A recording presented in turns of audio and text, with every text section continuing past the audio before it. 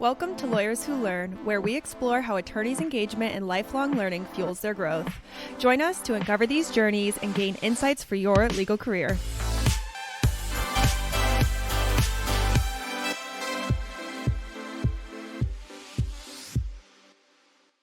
Gyi, thank you for joining Lawyers Who Learn. David, great to be here. Thanks for the invitation. Really looking forward to chatting. One of the reasons I love doing this, it's an excuse to get to know somebody who I saw in an elevator for 2 minutes at an ABA Tech Show like 7 years ago, and you said, "Oh, I'm doing something for Lawline," and you were actually, I think, co-hosting. I don't know if it's called co-hosting. You were one of the facilitators of the ABA Tech Show that year. And I follow you on LinkedIn and we follow each other. And I'm like, man, I would love to get to know him better. So this is a great excuse to do that. And I'm going to just take a second because you've done a really great job on one of your podcasts. You did your origin story and it was 17 minutes long. I'm going to do you a favor and I'm going to share your origin story in about 2 minutes or less. And then we're going to focus on that pillow that's behind you, if that's okay, because I think what you've done there is really amazing. And I would love to figure out what you've learned along the process of running your Lunch Hour Legal podcast. Does that sound good? Sounds awesome. All right. So here we go. You were a computer science major. You also dabbled in philosophy, but you did love going to law school. And as did I. Maybe we'll touch on that a little bit as well. When you graduated law school, you started working at a small plaintiff's firm. And then this is in the 2000s. They said, oh, we want to start doing digital marketing because you're the computer science background. They tasked you to do it. And as you started researching it, you saw a really big hole for helping attorneys understand how to do digital marketing. And then 2008, which is around the same time that I started doing Lawline, you started AttorneySync and started helping attorneys figure out SEM, SEO, other types of digital marketing. And then on the softer side or the personal side, your mother has been a big mentor to you, a single mother, and you also had mentors and coaches and legal mentors along the way. And so you were the co-chair, that's the right term for the ABA Tech Show. You didn't mention the word e-myth, but you talked about working on the business versus in the business. So anyone who's entrepreneurial knows that you're talking about e-myth, and that was pivotal for you in your business. And what I'm really interested in learning more about is since 2008, you started the relaunch of Lunch Hour Legal Marketing Podcast with the Legal Network, and I see it in the background. So how did I do? David, you did better than I did. I should have had you do. It was much more concise. You hit all the highlights. Really well done. You're a pro, and I appreciate the time for being with you. And again, just for me forcing myself to watch that, I've already won. So I hope other people have as well. So before we dive into the topic, I'm just going to throw a wrench in just to see if there's something you want to talk about that you don't generally get to talk about when it comes to how you've learned and grown over the past since your career that you would wish you talked about more. And if that's the case, we'll just go in that direction. If not, we'll start talking a little bit about the Lunch Hour Legal podcast. We can talk podcasts, but this probably won't fill all of our time. But I downloaded this app. I think it's called Imprint. I don't know. These Instagram ads pop up and it was like, learn philosophy. And as a philosophy student, I was like, all right, I got to try it and just see how it is. And I got to tell you, there's a professor that is at least contributing the content for this app. But I had these bite-sized lessons on philosophy. I've been super impressed, and they gamify it. And so you can get experience points and they quiz you for comprehension and stuff. But in the context of the topic of learning, and for me, relearning, because a lot of the stuff I took in my undergrad, I was really impressed by it. And they cover a bunch of different subjects. So folks that are interested in these bite-sized learning apps, I would check out Imprint. And that's not an affiliate link or anything. I just happened to come across it, and it's been really impressive. Okay, no, let's go that direction a little bit. So philosophy, so it's funny because this isn't philosophy, but one book that I'm really enjoying right now, it's called Ganbate, and it's called The Japanese Art of Always Moving Forward. And the big thing about this book is instead of saying good luck in Japan, this means like good efforts, because you can control that. And one of the things with philosophy, I was wondering, like, what stands out to you? What are some of the things that been your mottos that you picked up early on, or even in this app that help you on a daily basis? So I'll tell you, the people, when they want to talk about the things that you're not supposed to talk about, like religion and politics, I always tell people that if I was going to pick a religion, and really it's more of it's a philosophy, but Stoicism has changed my life more than anything else. And the specific lesson, the specific thing that flipped my entire worldview was this daily gratitude concept. And it changes everything because it changes your perspective. And even with my own family at dinner, I've got an 8-year-old daughter and a 6-year-old son. And we do a gratitude capture. So we go around the table and we do one thing you're grateful for, best part of your day, one thing that you struggled with today, and one thing you're looking forward to. And it's a great conversation starter, especially for kids, because kids are open-ended questions, they don't do very well. But when you frame it like that and they get in the habit of it, it's enriched my relationship with my kids. It's enriched my relationship with my wife. And gratitude is the secret. If you can find gratitude, even in things that are hard that you're facing, it flips everything for you. And that was something that I really learned through my journey through Stoicism. Stoicism's got a lot of good maxims and learnings, but that's the one, if I had to say, take one, that's the one I would think about. It's funny because where I got focused on Stoicism, because what we don't realize is, because almost all these things like gratitude, the only two things you control is how you think and how you feel. Some of these books here, these are the books that have impacted me most in my life. How to Stop Worrying and Start Living, that was written by Dale Carnegie. I don't know if you've heard of this one. I have. Yep. I'm very my familiar life. with that one. And the Success Principles by Jack Canfield was another transformation. So a lot of the things that are in these books all come from Stoicism. And I didn't know that until Ryan Holiday brought it to the mainstream. And I don't know if you've read some of his The Daily Stoic or other things that he's done that has helped you. Yeah, my books aren't with me, but I've got my little daily Stoic calendar maxims. And I've read a lot of his other stuff too that is tangentially Stoic. So he's got this book called The Perennial Seller that's really good. But that's the thing and he talks about this all the time, and I'm super grateful that he brought that to the mainstream. But isn't it so interesting how these people thinking about these things 1,500 years ago, and like the wisdom in the maxims that still is applicable in our AI chat GPT fueled society, like it's all the same themes. In fact, since we're doing books, this is my 2025 book list so far. What's on there? Let's read it out there. Can you show each one as you say it? Yeah. So this is Genesis. This is about AI. It's Kissinger, Craig Mundy, and Eric Schmidt. Schmidt, the former chairman of Google. Mundy he's a Microsoft guy, and then Henry Kissinger. And they're basically, it's a lot of the like artificial intelligence, hope, and the human spirit. But the concept is the coexistence with artificial intelligence. And I'll tell you the theme I take away from all these, because I found a common theme that I thought was very interesting. This is an old book, E.F. Schumacher, Small is Beautiful, economist from the 70s, talking about how capitalism running wild actually nurtures envy and greed. And so he's not anti-capitalist, even though he's accused of being anti-capitalist, but he is about it's like local. It's like thinking local, acting local, that kind of stuff. Really like it. Emotional Intelligence, another older book, but this is actually recommended to me by my mom. Again, my mom recommends a lot of this stuff to me. She was a pre-primary impaired child development educator. But this book, Emotional Intelligence, man, so many applications. And he goes through some of the context of EQ with spousal relationships, parent-child, and work. It's a lot about self-awareness and that kind of stuff, but a lot of good stuff in there. And then I got 3, came in a pack, Ryan Holiday books. There you go. Obstacle is the Way, Ego is the Enemy, and Perennial Seller. And then I got an Eckhart Tolle's Outside My Wheelhouse, A New Earth, Awakening to Your Life's Purpose. I would say it's a spiritual book. I don't read a lot of spiritual stuff, but the last 2 that I'm on I've got a Thomas More book that I'm reading too.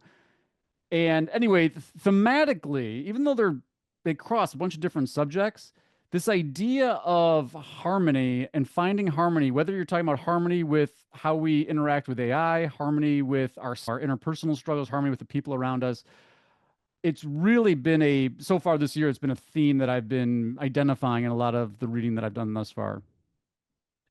Wow. Wow. A lot there. That's why I asked that question, because to me, I want to have a conversation about what makes sense to have a conversation about, not what I want to focus on. And this is a topic that is so dear to my heart because CLE is mandatory. And we have a lot of courses in different areas. We have 2,500 hours of courses, but 98% of other learning as a lawyer and an individual happens in books, in practicing, in trial and error. And books have been the most transformational thing in my life. Dead stop, period. And for $10, right, you can build this. And before I started reading more Stoicism, and I want to talk about, I don't know if you've read Meditations, which I want to talk about if you did. This was written 100 years ago, a little less than 100 years ago. And it was the same stress and worry back then. And that to me was like really interesting and encouraging, but also, oh my God, none of that matters. Like the number one thing in this book that transformed, like his one formula to reduce worry 50% overnight. And the formula is determine what the worst case scenario is, accept the worst case scenario, and then start making actions to improve on that. And he talked about how so much of your worry, you worry about things that don't even happen, and you're worrying about them, and that 90% of that. And he talks about all these examples of stories of happening. And so when I started trying, I hadn't actually been able to get through Meditations because a lot of Stoicism, this is being from Marcus Aurelius, the foundation of it, it wasn't a book written for other people. This was his private journal that was published. And I'm curious how, and then a lot of what Ryan Holiday does and other people have done are interpretations over time from different people who were teaching that. So were you able to get through the book, and did you get anything from your original? And it's funny, that formula that you just described, immediately my mind went to two Stoic maxims. The first being premeditatio malorum, prepare for the worst, hope for the best. So if you think, they use the example of if your ship's in a storm and you picture your ship crashing against the rocks and being destroyed, what could be worse? You've imagined the worst case scenario, and now you hope that scenario doesn't happen, and you're optimistic that it doesn't happen, but you're prepared for it. And the second one is amor fati, which they would say as love your fate. I've paraphrased that as love your journey, not too deterministic or fatalist. The acceptance piece, right? So if you can find something to love about even some of the hardest circumstances in your life, and that goes back to that gratitude thing, right? So much of gratitude is about that same theme of accepting the things that we can't change and being grateful that we get to do these things, right? And using simpler examples, it's you wake up and you got to go exercise, but you don't feel like it for whatever reason. If you switch it from, I really don't want to do this, to, I'm so lucky and fortunate that I'm able to still do this, that changes everything, because that mindset really shifts your entire experience. 100%. And I'll just say one more thing from the book, the Success Principles. It was the first principle that really hooked it for me, which was take 100% responsibility for your life. And it talked about how often at work you complain about your home life, at home you complain about work. And I'm sure there's a way to relate that back to a Stoic phrase in terms of ownership and belief in what you're doing. No, totally. And it's funny because that's brought up another, because I'm on the spot, I'm going to blank on which book it is, but one of these books, I think maybe it was a Schumacher book. He talks about how we've moved away from this, and this is very applicable to lawyers, by the way, and this idea of being a true craftsperson and a true artisan and loving the craft of what you do. We see so much about this work-life balance, and I'm spending too much time in work. And again, look, don't get me wrong, I'm not a hustle culture person. I think that you do need to find space for all these dimensions of your life. But it seems that something's been lost, that a lot of us are going to work and we don't want to be at work. And that resonates in my own journey, because as you mentioned in my origin story, I started out as a trial lawyer, and there were aspects of trial law that I loved. I was super into it. I probably watched a little bit too much Law and Order, overly romanticized practicing law in many ways. But the draw to the entrepreneurial stuff, to some of the other problems and things that I solve as a business owner and manager and leader, I gravitated to more. And so again, is that I don't think of it as much of a work-life balance type of thing, but trying to find this enjoyment and being accountable with yourself that if you're not having that enjoyment, and I say this and I'm empathetic because I'm going to say it. And it's like really easy to say, and it's a lifelong journey to execute or to pursue. But if you're not happy, make a change. Going back to Stoic maxim, memento mori, remember death. We're only here for so long until Brian Johnson and AGI figure out how to keep us around forever. And so really taking that idea of time is so short, and if you're not enjoying what you're doing, find something else to do. One of the things that stood out to me, I've been using Blinkist, which is essentially book summaries. I don't know if you have Blinkist. And I went on this hardcore thing going through every Ryan Holiday book and every area to really try to learn it and go through it. And you mentioned death. What's really powerful is they talk about death being such a process of life and not fearing death and going through that whole process. And they also talk about living life in compartments and things like that. And it did shift around. They also talk about the highest call for a person is to serve in government and to serve people. And this will be my transition to podcast in a way, but I think one level below that is sharing knowledge and absorbing knowledge and sharing knowledge. And this is the book that I wrote in 2019, The Fast Forward Mindset. And when I read The Obstacles Away, I was like, it's essentially this book, but sold a lot more. But like the process of writing this and putting it out there was a life dream for me because it distills about 25 different books that I've read, my personal experiences, trying to build Lawline and putting it out there. And to some degree, even more, it all started my original in 2006. I had a TV show on public access. This is before podcasts were a thing. And I also put it on YouTube. I was interviewing entrepreneurs to learn. I didn't have a business. I was in law school. I wanted to start a business. And essentially those interviews have led essentially to the path that I'm on today, from connections to hiring people to joining entrepreneurs organization. And so you've been doing this podcast that you're currently doing, Lunch Hour Legal, since 2018 when you took it over from a previous version. So that's a long time. So I wanted just to understand a little bit behind the origin story of that and how sharing and topics, because for a selfish reason, I'm on episode 29, but for more practical reasons, there's a lot of lawyers who are thinking about doing podcasts and a lot of individuals or law students and putting information out there. So you're a pro at it. So I'd love to go through that a little bit and see what you've learned over the years. Sure. And I'll say this, I think as we go through this journey talking about the podcast, there's so many lessons that I learned. And really the starting point, at least I'll take us there eventually. It might not sound like how are we going from this to this, but do it. Just do it now. I'll try to make the connection here. But we've always been an education consultative based sales organization. So what we mean by that is that we just put we put our knowledge, pieces of our knowledge out into the world, and it resonates with people. People are like, oh yeah, that makes sense. I understand what they're saying. And that learning experience is how we generate business.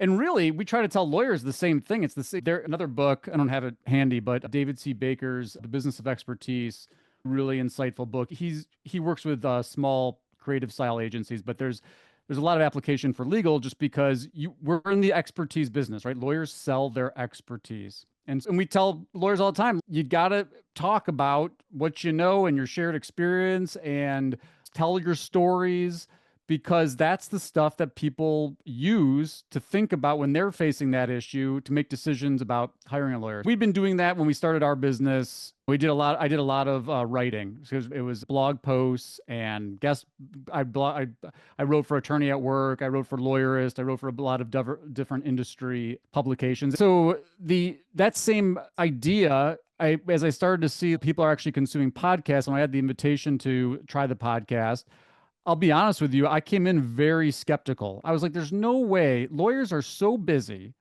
They're not going to be able to read or to listen to podcasts.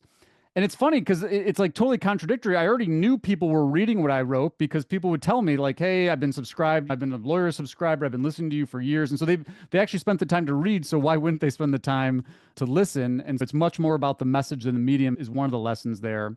But I accepted the invitation to do Lunch Hour Legal Marketing kind of on a whim. And the invitation for a variety was of reasons. It was from just to understand, it was the legal. Just what is the relationship with the Legal Talk Network? Just so I know, it was Adam's business, but it was sold to now it's part of another thing. But I don't understand the connection of what you're doing versus if it's your show or if it's their show. Or their show. So Jared Correa actually started Lunch Hour Legal Marketing. I think it was through like MassLowMap, the Massachusetts Law Practice Management Division. Okay. And it was you'd have to have Jared explain it in detail, but you can go back and listen to the original episodes. It was like this idea that they're going to do this summer of learning. And so he was just doing marketing segments, like tips on marketing. They're supposed to be consumed over lunch. And it was just intended to be this summer. Jared eventually was like, this isn't really my wheelhouse. And so I believe Jared suggested to the powers that be at Legal Talk Network that I might be interested in doing it. And so I picked it up, and originally it was Kelly Street and I, Kelly used to work at AttorneySync. She's the wife of Aaron Street, who's one of the founders of Lawyers. So small world in Kelly. This legal community. And so Kelly and I did it jointly for several years. Kelly went on to pursue a different career. And so then I invited Conrad Sam, who's actually an owner of a competitor agency, but he used to be the CMO at Avo. And so we took it over. And so we're just the hosts. We actually talk about this both on the podcast and off the podcast because we're building brand equity up in this thing that neither of us own. But all that being said, like really, it's been an incredible experience doing it. Conrad and I really enjoy it. And I tell, and to your point about lawyers that are thinking about doing this, and it goes back to our original conversation about even like work-life balance and passions and choosing where you spend your time. You have to love it. If you don't love doing it, I think you shared your experience about doing the interviews. And I don't want to put words in your mouth. My sense is that you probably got some enjoyment out of it. You probably get some enjoyment out of getting to know people from doing the podcast now. And so I always say if it's not quote unquote sparking joy, don't force yourself to do it because it's going to become a chore. It's not going to be as effective as it might be from a business development tool or an educational tool. But I really enjoy doing it.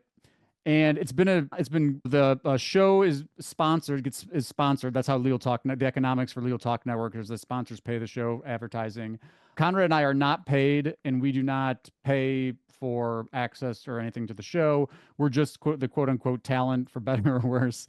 But we enjoy doing it, and we've really taken this approach of we're just going to share what we've learned over the years from the agency owner angle. We do a lot of like myth busting. We do a lot of critiques of our industry because it can be pretty gross out there. But it resonates with lawyers because they feel like we're honest brokers of the truth in terms of talking about some of the issues that lawyers face marketing their practices. There's two ways to approach a podcast. One, the way I'm doing it right now, where it's essentially a form of networking and getting to know somebody and getting knowledge.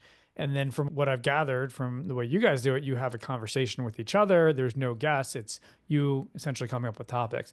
That is, to some degree, probably a more engaging because there's more thought put into it from the beginning. But it seems like a much harder approach to go about that. And I would love to do. And I actually saw there was like a whole episode that you posted on LinkedIn where your producer showed, or the production guy, how all the post-production is done. And so there's a lot to it. But a podcast a week since 2018 where you're having conversation seems like a really challenging thing to come up with enough content. So tell me a little bit about your decision to make it a conversation and how you decide on the content each week and what kind of preparation you need to do. No, it's a great question. And we've done a little of both. We called them friends of the pod. To your point, our format was not just to have guests on and do an interview style. And that's really been true the whole time. Earlier on, I think we did a few more guests. And one of the big things too, and I would say this is true for all marketing and particularly for podcasts, but getting feedback from our audience was super valuable. We encourage people to contact us directly, submit feedback there's a variety of different vehicles that they can do that. But it became clear that people really enjoyed the rapport that Conrad and I had. And so we really leaned into that. Preparation wise though, like how it works, we do an hour of preparation prior to each show. The show's bi-weekly or bi-monthly, so we do it twice a month. And it's about an hour or so, but an hour literally right before it goes on, or an hour like sometime in the week? So ideally, and schedules vary, but ideally what we do is when we wrap the recording from the prior show, we decide on some of the outline structured topics that we're going to do for the next show.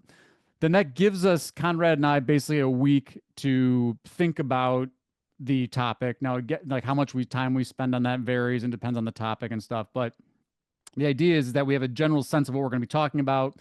And as news stories or things pop up that are relevant to it, we'll drop them into we call it the rundown, but it's basically the sheet that's the outline for the show.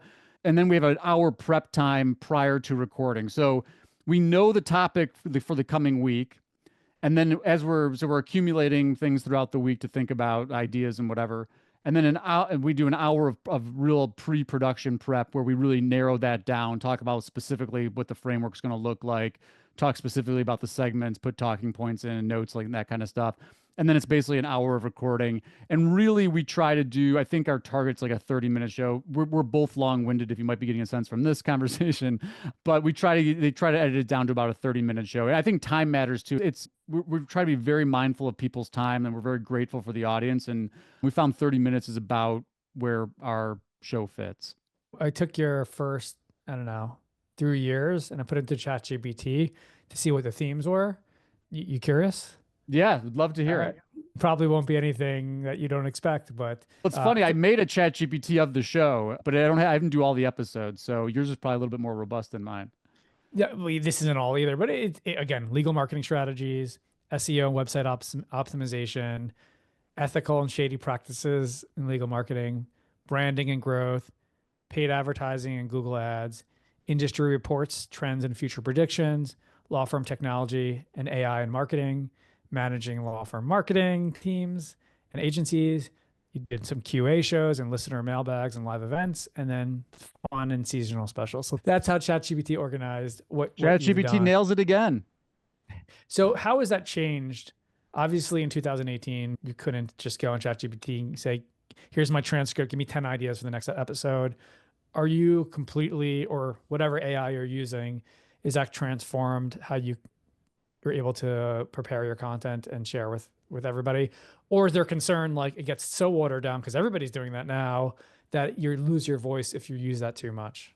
Oh, so absolutely that. In fact, my recent hashtag has been do what the bots cannot. And we could spend another hour talking about my view of AI and stuff. But to answer you directly, yes, for ideation, for role playing with ChatGPT to like tease out what questions and issues people might be facing, for like audience identification is very good for that. But what I've been trying to share even with our clients and lawyers generally is, to your point, everybody can copy and paste and enter prompts into ChatGPT. What everybody can't do is tell, and I'm also a former EO member as well, but not, and so I heard shared experience, I was like, I knew that was an EO thing. But not everybody can share those specific experiences. And so those are the things that that we value. And I think that makes our show more valuable, is that we're taking from specific experiences, whether it's working with lawyers, whether it's something that we've saw at a conference. And that part of it, I think that is so critically important, because you take some of those topics. I could type into ChatGPT right now, or another app that I really enjoy using is called Descript, which is it's technically a video production app, but it's what we use for this. It's amazing. Anybody can do that. Anybody can be like, write me a blog post on SEO, write me a blog post on, give me the 10 most important things to know about legal marketing. And when you read what comes out, even though a lot of times it's pretty good, like it's solid advice. There's nothing wrong with it, but it's generic. And it's funny. I'm a fantasy football player. And Yahoo, very early on, Yahoo's the platform we use for our fantasy football. Very early on, they started doing game summaries with AI. And I was the commissioner of the league. And so I used to do the game summaries manually. And I'd put personal anecdotes. There were stories about the other managers. We're all friends, so we knew each other. And when we switched, when Yahoo switched to just doing the game recaps, it lost everything. It was technically right, but no one read them. No one was interested in them because it was just regurgitation. There was no personal anecdotes or anything. And so I tell people, and this is really important for the marketing aspect, because again, even with all this technology, people still generally hire on trust. No is table stakes. You have people, if people don't know you, you're never going to get hired, but they really hire on trust. And so if you're putting out content, and I see people posting, copying and pasting and posting on LinkedIn, which is clearly regurgitated ChatGPT stuff, I'm like, at best, it's not doing much for you at all. And at worst, it's making you look inauthentic. In all fairness, I see that too. But what I also see with many of these posts, because some of these people have really big followings, is 75 likes or 130 likes. And I'm just like, what is going on? And it's good, but you see all the emojis, you see the dash, you see the clear signs. And obviously it's coming from their personal experience and they're using ChatGPT to make it better. But I just get confused when I see that, where when I'm working very hard to not do that, or I'm using it to some degree. But so that's my argument. I'm like, yeah, maybe, but some people, that's okay. It doesn't matter.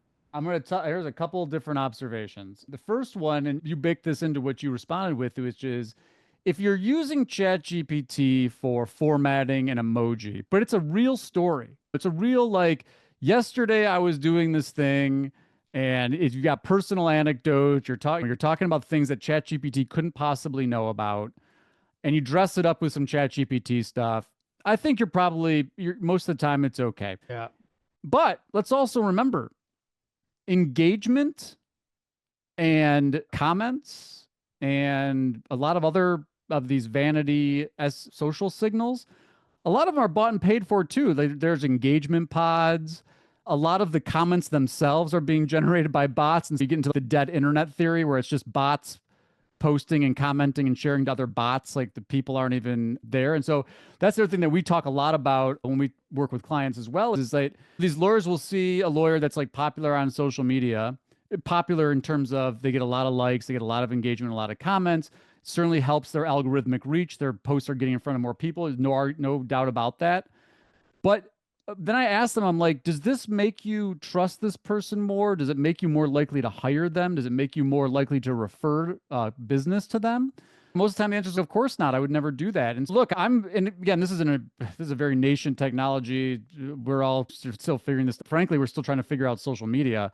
But to me, it still comes down to authenticity. And so even if you're seeing, we talk about this in SEO all the time, you can use all sorts of artificial signals to trick search engines to rank until it doesn't work anymore. And I think to a large extent, that's still going on in social media algorithms. You can feed the social media algorithm what it wants. You can improve your engagement metrics. Some of those vanity metrics, like, there's no doubt they help you with visibility.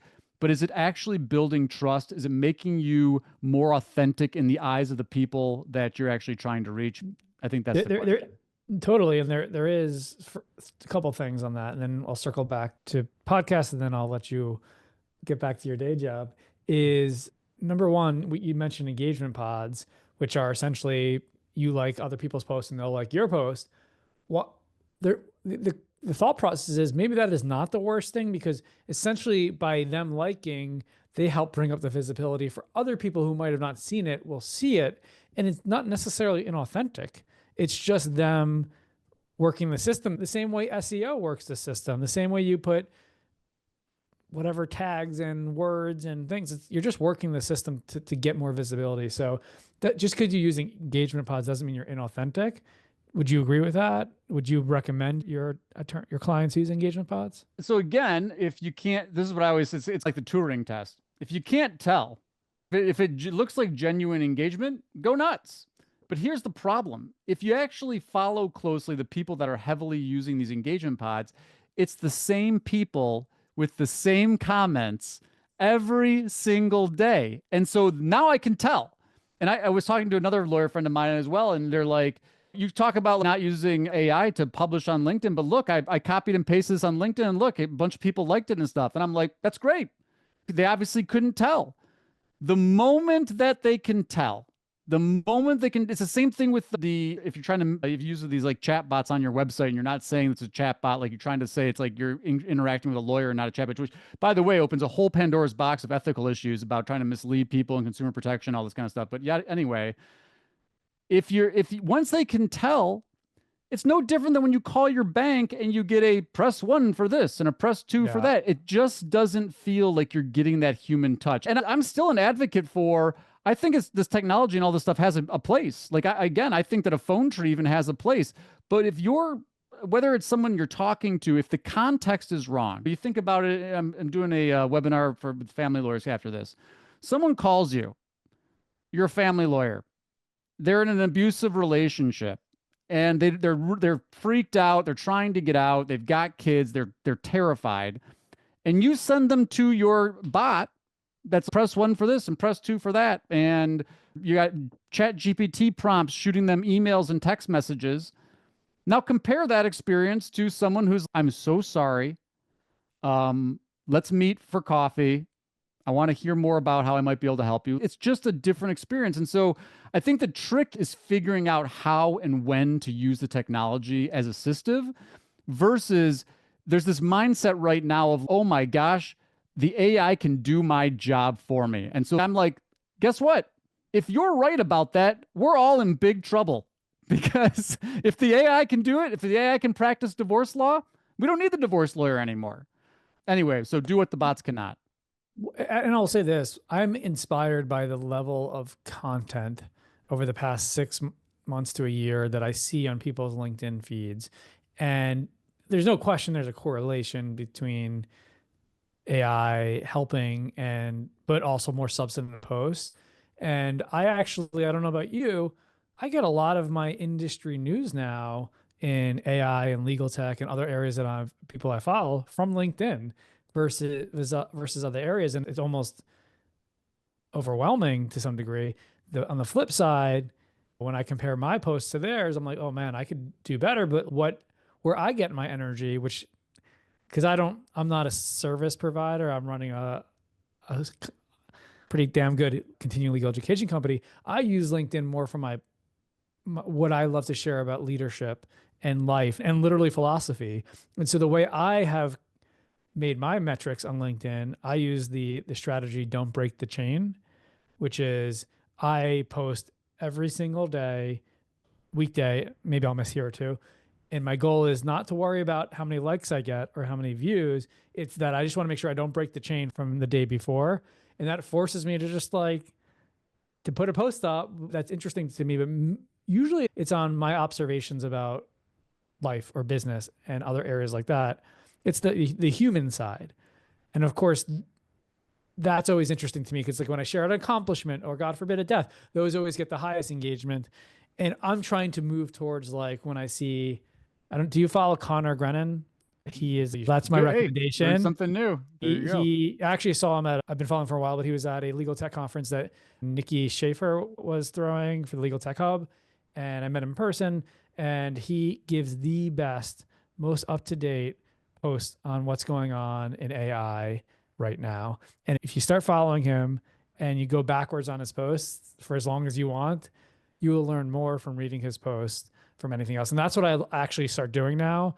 I go to people's feeds and I go retroactively backwards. Do you do that at all? I do. And again, I'm with you. I always laugh because I always thought that when Microsoft purchased LinkedIn, they would rebuild it from the ground up. And it's the clunkiest of all the platforms, but honestly, I spend more time there than anywhere else, both consuming and like you said, in terms of publishing and trying to do that daily. I think that's the don't break the chain's a great philosophy there. And it's had a lot of value as well. A lot of the lawyers we talk to, there are lawyer to lawyer referrals going on there. In fact, we get a lot of referral business through LinkedIn myself. And so that's the thing for me that I always remind myself is it's there are a lot of people that have much larger followings than I have. They're getting much better engagement than I'm getting. But like you, I think about, I'm putting out there my real self. It's funny too, because early on in this LinkedIn evolution, there were the LinkedIn police were like, this is a business platform. And I'm like, no, these are people here. They want to know about who you are. It's just like network. You go to networking events and you just talk about your practice. That's it. Guess what? No wonder networking's not working well for you. Yeah, totally. And I'm sure there's something relating to Stoicism about being your true self and not just trying to get business. So let's circle back to the podcast. We'll end here. 2 questions, and then I'll give you the final question. When I do these podcasts, I feel like interrogating somebody for 40 minutes. So I want to make sure they have at least one question, if at all, to put me on the hot seat. Number one, who came up with that logo? I love it. It's so cool. I was wondering if that's something you guys had or was already there. Which one? The Lunch Hour Legal. So the Legal Talk Network send that pillow to us. We've got a bunch of different swag. I got some sweatshirts and hats. But whose logo? Who made the logo? I don't know the answer to that question. So it was already existing before you started. Already existed. Yep. Such a good logo. And are they ever done live, or they're always recorded? We've done live. We were doing office hours weekly, and that's one of the interesting things. And for people that are thinking about a podcast, the production aspects do matter. And so we have to constantly wait, okay, because it's LTN show and their production team and everything, and the resources have to be able to generate enough business on that side. And so we stopped. We're doing another live one this week. But I think for me, it's back to the same thing. If you're going to do live, there's got to be a reason for it to be live. Are you doing something that the format of the message requires liveness? Is it a news thing? My only thought is when you do it live, it's a different algorithm on LinkedIn, and maybe more people will see it, but maybe not. Absolutely. And my big thing with live is that you better deliver value for the live audience, because people that are going to put it on their calendar to show up, that engagement, that's the big difference with live versus if you're recording, there's no engagement, there's no two-way, it's just one directional. I thought about doing it live, but then I couldn't answer that question well enough. So I'm actually releasing 2 a week now, Mondays and Thursdays. Because why? It forces me to have more conversations. 1 a week felt too easy, and I'm loving it. The final thing I would say is what comes across on your podcast, and I think which is very clear, is you guys are having fun. And the energy is coming out to us. And that, at the end of the day, is, I think, the number one metric that everybody wants to relate to, somebody who's enjoying and having fun. So I appreciate that authenticity that you bring to it. And I want to hopefully bring that out more in these conversations. And I think we did today a little bit. So thank you for that. Is there anything that you could put me on the hot seat for? If there's anything you're interested in that from your interactions with Lawline over the years, or that I could answer for you. And if not, we could just end it there. But I just want to make sure to give you the opportunity to ask me a hard-charging question if anything came to mind. I guess we're doing one question here. Where do you see the future evolution of Lawline? Do you think it stays in the kind of its same lane, or is it going to transcend mediums? Are we going to be getting, maybe I don't even know the answer to this, so you can correct me if it already exists, but are we going to get like the audio book version of Lawline? So it's obviously a question we talk about a lot, and there's 2 futures that are happening on what's in the next few years and what's happening over a longer period of time.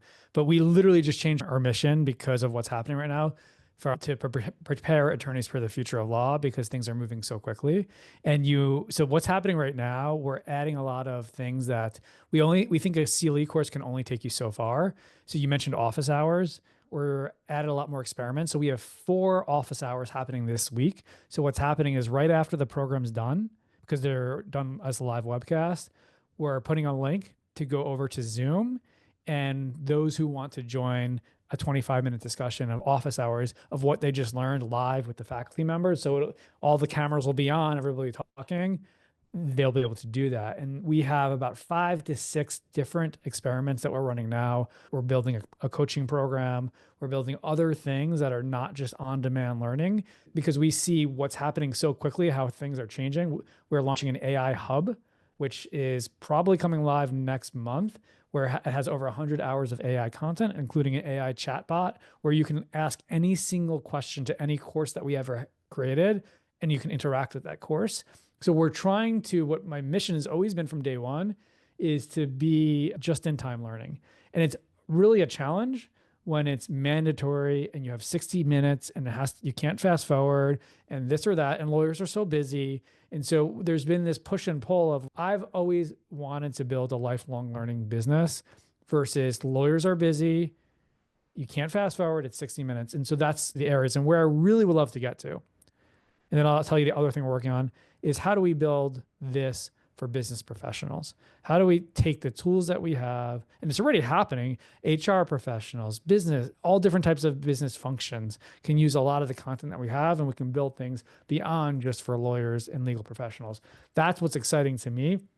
That's where I live, even for entrepreneurs. And secondly, what's happening now is we just launched something called accreditation services. And it is the fastest growing other segment that we've ever had, where we're working with organizations and large firms to accredit all their content. We've built a platform where they can add all their content. They can see when it's being reported. They can actually host it on the Lawline website, because we found there was a big pain point when you have an AmLaw 100 firm and only 5 people in the CLE department with so many courses that you're being done. They hated doing all this kind of stuff. And in all fairness, ABA has been doing it really well. In years of me saying, I don't want to do it, I don't want to do it. When the 10th client asks you to do it, sometimes you just have to like listen and try it. So gotta listen to those users. I have one more question for you. Will I see you at Tech Show this year? I really hope so. We've Okay. unfortunately double booked where my wife's going to be away at that time. I have 16-year-old twins and an 11-year-old. We're trying to decide, are they old enough for me to leave them alone for a night or two? What do you think? That's the final question. Do you think they're old enough? I grew up in single mom household, so I was babysitting at 12, so I might be the wrong person to ask. Fair enough. All right. I will talk to my wife more about that and see where we end up.